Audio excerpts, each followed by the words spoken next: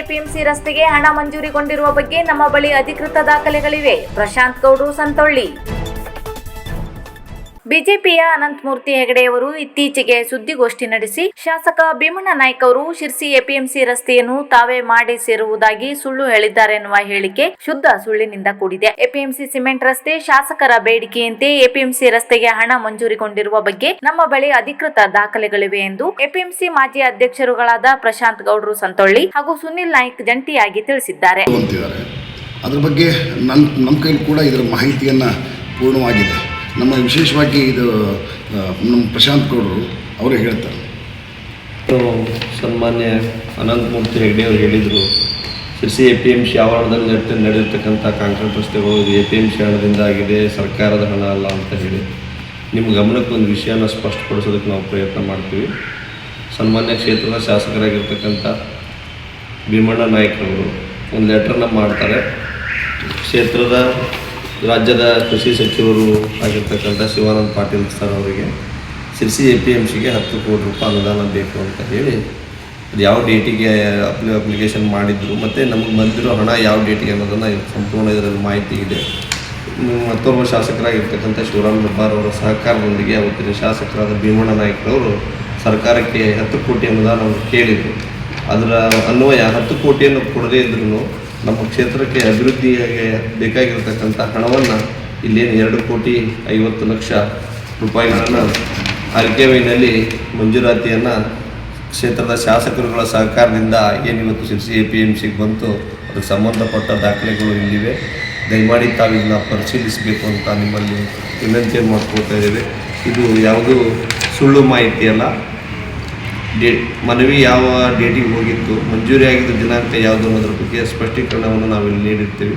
ದಯಮಾಡಿ ತಾವು ಇದನ್ನು ಪಡೆದುಕೊಂಡು ಇದು ಮಾಹಿತಿ ಸುಳ್ಳು ಅಥವಾ ಶಾಸಕರ ಪ್ರಯತ್ನದಿಂದ ಅಥವಾ ಸರ್ಕಾರದಿಂದ ಹಣ ಬಂದಿಲ್ಲ ಅನ್ನೋದನ್ನು ತಾವು ಅಲ್ಲಗಳೆದು ನಿಜವಾಗ್ಲೂ ಸರ್ಕಾರದಿಂದನೇ ಹಣ ಬಂದಿದೆ ಅನ್ನೋದನ್ನು ಇಲ್ಲಿ ನಾವು ನಿಮಗೆ ಕ್ಲಾರಿಫಿಕೇಶನ್ ಕೊಡ್ತಾ ಇದ್ದೀವಿ.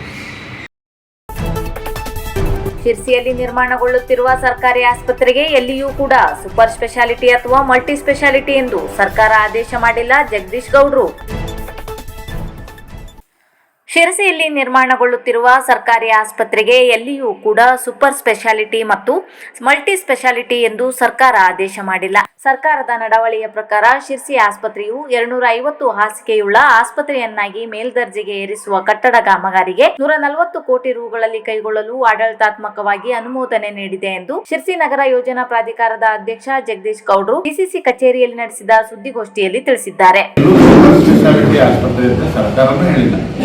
ಜನರು ಇಲ್ಲಿ ಸೂಪರ್ ಸ್ಪೆಷಾಲಿಟಿ ಆಸ್ಪತ್ರೆಗೆ ಹೆಚ್ಚಿನ ವೈದ್ಯಕೀಯ ನೆರವು ಜನರಿಗೆ ಬೇಕು ಅನ್ನೋ ದೃಷ್ಟಿಯಿಂದ ಅವರವರು ತಮ್ಮ ಭಾವನೆಗಳಿಗೆ ಅನುಸಾರವಾಗಿ ಸೂಪರ್ ಸ್ಪೆಷಾಲಿಟಿ ಆಸ್ಪತ್ರೆ ಬೇಕು ಅಂತೇಳಿ ಅವರು ಹೋರಾಟ ಮಾಡ್ತಾ ಇದ್ದಾರೆ.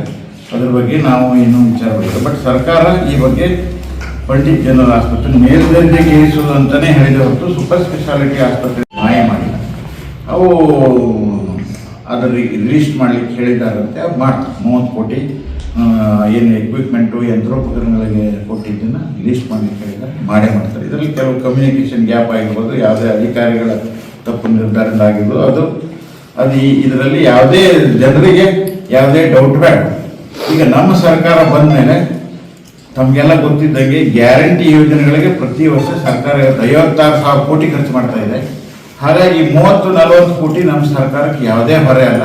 ನಮ್ಮ ಶಾಸಕರು ಮತ್ತು ಸಮರ್ಥರಿದ್ದಾರೆ. ಆಸ್ಪತ್ರೆ ಉನ್ನತ ದರ್ಜೆಗೆ ಮಾಡಲಿಕ್ಕೆ ಅದಕ್ಕೆ ಏನೇನು ಅವಶ್ಯಕತೆ ಇಕ್ವಿಪ್ಮೆಂಟ್ ಬೇಕು 30 ಕೋಟಿ ಅಲ್ಲ 40 ಕೋಟಿ ಬೇಕಾದ ತಂದು ಅದನ್ನು ಕಂಪ್ಲೀಟ್ ಮಾಡುವಲ್ಲಿ ಸಂಪೂರ್ಣ ಶಕ್ತಿ ಇದ್ದಾರೆ ಅಂತ ನಾನು ಹೇಳಲಿಕ್ಕೆ ಬಯಸ್ತೇನೆ. ಆಮೇಲೆ ಏನಾಗ್ತದೆ, ಅಭಿವೃದ್ಧಿ ಕೆಲಸಗಳಲ್ಲಿ ತಮಗೆಲ್ಲ ತಿಳಿದಂಗೆ ಏನಾಗ್ತದೆ, ಸಾಕಷ್ಟು ಅಡೆತಡೆಗಳು. ಈಗ ವರ್ಕ್ ಸ್ಟಾರ್ಟ್ ಮಾಡ್ಬೇಕಾದ್ರೆ ನಗರಸಭೆ ಪೈಪ್ ಬಂತು. ಹಾಗೆ ಈಗ ಆಸ್ಪತ್ರೆ ಎದುರಿಗೆ ಸೇವಾದಳ ಬಿಲ್ಡಿಂಗ್ ಇದೆ. ಶಾಸಕರು ಈಗ ಆಸ್ಪತ್ರೆ ಚೆಂದ ಕಾಣಬೇಕಂದ್ರೆ ಬಿಲ್ಡಿಂಗ್ ಅಲ್ಲಿ ತೆಗಿಬೇಕು ಅಂತ ವಿಚಾರ ಆಗಿದೆ. ಅದಕ್ಕೆ 2 ಸೈಟು ಶಾಸಕರು ಐಡೆಂಟಿಫೈ ಮಾಡಿದ್ದಾರೆ. ಸೊ ಫೈನಲ್ ಆಗ್ತಾ ಇದೆ. ಅದಕ್ಕೆ ಆಲ್ರೆಡಿ 50 ಲಕ್ಷ ಅನುದಾನ ಶಾಸಕರು ಒದಗಿಸಿದ್ದಾರೆ. ಸೊ ಸ್ಥಳ ಫೈನಲ್ ಆದಮೇಲೆ ಅದನ್ನು ತೆಗೆದು ಅಲ್ಲಿ ಡಿಸ್ಮೆಂಟಲ್ ಮಾಡ್ತಾರೆ. ಇದು ಇಷ್ಟು ಮತ್ತು ಹಾಗಾಗಿ ಸಾರ್ವಜನಿಕರು ಈ ಬಗ್ಗೆ ಯಾವುದೇ ಡೌಟ್ ಇಟ್ಕೊಳ್ಳೋದು ಬೇಡ. ಹೋರಾಟಗಾರರು ಕೇವಲ ಪ್ರಚಾರಾರ್ಥವಾಗಿ ಹೋರಾಟ ಮಾಡ್ತಾ ಇದ್ದಾರೆ ಅಂತ ನನ್ನ ಭಾವನೆ. ಆಮೇಲೆ ತಮಗೂ ಗೊತ್ತಿದ್ದಂಗೆ ನಮ್ಮ ಕರಾವಳಿ ಭಾಗದಲ್ಲಿ ನ್ಯಾಷನಲ್ ಹೈವೇ ವರ್ಕ್ ಸ್ಟಾರ್ಟ್ ಆಗಿ 11 ವರ್ಷ ಆಯ್ತು, ಇವತ್ತಿಗೂ ಮುಗ್ದಿಲ್ಲ. ಹಂಗಂತ ಯಾವ ಜನಪ್ರತಿನಿಧಿಗಳು ನಾನು ಕೆಲಸ ಮಾಡಿಲ್ಲ ಅಂತ ನಾನು ಹೇಳೋದಿಲ್ಲ. ಅದು ಯಲ್ಲಾಪುರ ತಾಲೂಕಿನ ಭಗತ್ ಸಿಂಗ್ ಆಟೋ ಚಾಲಕ ಮಾಲಕರ ಸಂಘದ ಗೌರವ ಅಧ್ಯಕ್ಷರ ಹಾಗೂ ಅಧ್ಯಕ್ಷರ ಪದಗ್ರಹಣ ಸಮಾರಂಭವನ್ನು ಉದ್ಘಾಟನೆಗೊಳಿಸಿದ ಶಾಸಕ ಶಿವರಾಮ್ ಹೆಬ್ಬಾರ್. ಯಲ್ಲಾಪುರ ತಾಲೂಕಿನ ಭಗತ್ ಸಿಂಗ್ ಆಟೋ ಚಾಲಕ ಮಾಲಕರ ಸಂಘದ ಗೌರವ ಅಧ್ಯಕ್ಷರ ಹಾಗೂ ಅಧ್ಯಕ್ಷರ ಪದಗ್ರಹಣ ಸಮಾರಂಭವನ್ನು ಶಾಸಕ ಶಿವರಾಮ್ ಹೆಬ್ಬಾರ್ ಉದ್ಘಾಟನೆಗೊಳಿಸಿ ಮಾತನಾಡಿದರು. ಇದಕ್ಕೂ ಪೂರ್ವದಲ್ಲಿ ಆಟೋ ಚಾಲಕ ಮಾಲಕರು ಶಾಸಕರಿಗೆ ತೆರೆದ ವಾಹನದಲ್ಲಿ ಮೆರವಣಿಗೆ ಮಾಡಿದರು.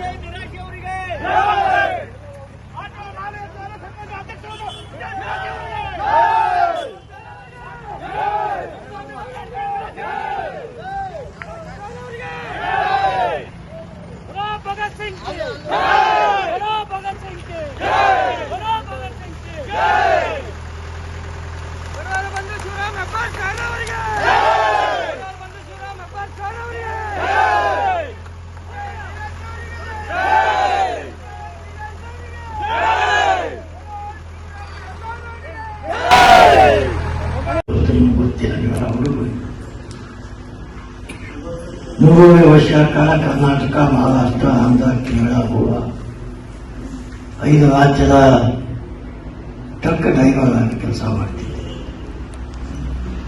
ನನಗೆ ಡ್ರೈವರ್ಗೆ ಕೆಲಸ ಕಲಿಸೋನು ಇವನಪ್ಪ ಗಂಗಾಧರ ಪೇಟೆ.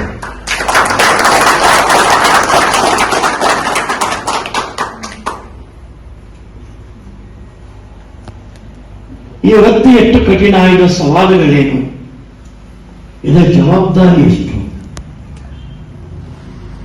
ಎಷ್ಟು ಕಷ್ಟ ಕಾರ್ಪಣ್ಯ ನಡುವೆ ಜೀವನ ಸಾಗಿಸಬೇಕು. ಈ ಅನುಭವ ಪುಸ್ತಕದಲ್ಲಿ ಓದಿರ್ತಕ್ಕಂಥ ಅನುಭವ ಅಲ್ಲ, ಈ ಅನುಭವ ಜೀವನದಲ್ಲಿ ಅನುಭವಿಸಿರ್ತಕ್ಕಂಥ. ಹಾಗಾಗಿ ನಾನು ನಿಮ್ಮೆಲ್ಲರ ಆಶೀರ್ವಾದದಿಂದ 4 ಬಾರಿ ಶಾಸಕನಾಗಿ ಮಂತ್ರಿಯಾಗಿ ಕೆಲಸ ಮಾಡುವಂತ ಕಾಲದಲ್ಲಿ ಹೊಸ ಬಸ್ ಸ್ಟ್ಯಾಂಡ್ ಕಟ್ಟುವಾಗ ಅಧಿಕಾರಿಗಳ ಸೂಚನೆ ಕೊಟ್ಟು ನಿಮಗೊಂದು ಸ್ಥಾನ ಕೊಡಬೇಕು ಅಲ್ಲಿ ಅಂತೇಳಿ ಕೆಳಗೆ ಮತ್ತು ಮೇಲೆ ಎರಡೂ ಕಡೆ ಜಾಗ ಕೊಟ್ಟು ನಮ್ಮ ಸ್ವಂತ ಸುಶಾಸನ ನೀಡುವ ಡಬಲ್ ಇಂಜಿನ್ ಸರ್ಕಾರ ಬಯಸಿದ ದೆಹಲಿ ಮತದಾರರು. ಗುರುಪ್ರಸಾದ್ ಹೆಗಡೆ, ಹರ್ತಿಬೈಲ್.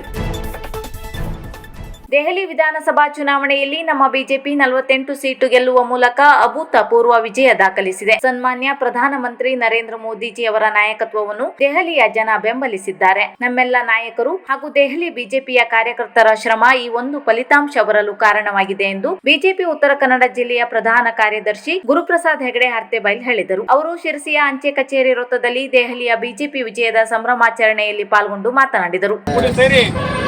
ಸಂಭ್ರಮಾಚರಣೆಯನ್ನು ಮಾಡ್ತಾ ಇದ್ದೇವೆ. ನಗರಸಭೆಯ ಎಲ್ಲ ಗೌರವಾನ್ವಿತ ಸದಸ್ಯರಿದ್ದಾರೆ, ಅಧ್ಯಕ್ಷರು ಉಪಾಧ್ಯಕ್ಷರು ಹಾಜರಿದ್ದಾರೆ.